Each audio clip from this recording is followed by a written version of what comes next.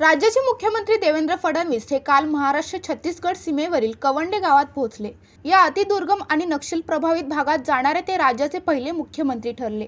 त्यांच्या उपस्थितीत आज कोट्यवधींचे बक्षीस असलेल्या 12 नक्षलवाद्यांनी शस्त्रांसह शरणागती पत्करली आहे। शस्त्रांसह शरणागती पत्करणाऱ्या अशाच प्रकारची ही पहिलीच घटना आहे। यापूर्वी शरणागती पत्करलेल्या 13 पूर्वाश्रमीच्या नक्षल्यांचा सामूहिक विवाह सोहळा गडचिरोलीत आयोजित करण्यात आला होता। मुख्यमंत्र्यांनी उपस्थित राहून नवदाम्पत्यांना नवजीवनाच्या शुभेच्छा दिल्या। काल सायंकाळी C-60 जवानांचा सत्कार केला आणि त्यांना अत्याधुनिक AK-130 शस्त्रे आणि AASMI पिस्तूल, बुलेट प्रूफ जॅकेट्स प्रदान केली। 19 चारचाकी वाहनांपैकी काही बुलेट प्रूफ वाहने आहेत, ती पोलीस दलाकडे मुख्यमंत्र्यांनी सुपूर्द केली।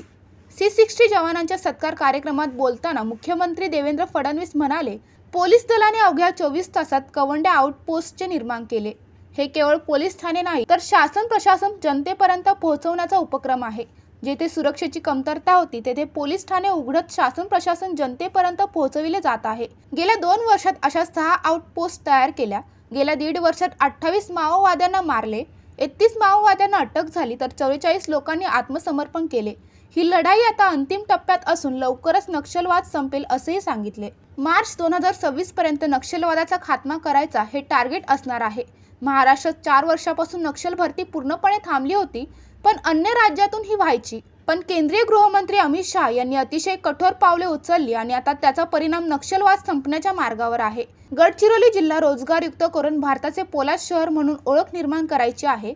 हे करताना निसर्ग संपदा, जल, जमीन, जंगल कायम ठेवूनच हा विकास करू असेही सांगितले। नक्षलग्रस्त भागातील नागरिकांना मुख्य प्रवाहाशी जोडण्यासाठी आणि मूलभूत सुविधा उपलब्ध करून देण्यासाठी महाराष्ट्र-छत्तीसगड सीमेवरील पूल एक महत्त्वाचा आधारस्तंभ ठरणार आहे।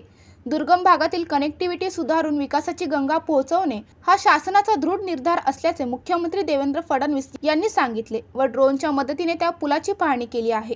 या संपूर्ण दौऱ्यात मंत्री आशिष जयस्वाल, आमदार धर्मराव बाबा आत्राम, आमदार डॉक्टर मिलिंद नरोटे, पोलीस उपमहानिरीक्षक अंकित गोयल, जिल्हाधिकारी अविशांत पंडा, जिल्हा पोलीस अधीक्षक निलोत्पल आदी मान्यवर उपस्थित होते। मिथुन मेश्राम, जनशक्ती, गडचिरोली।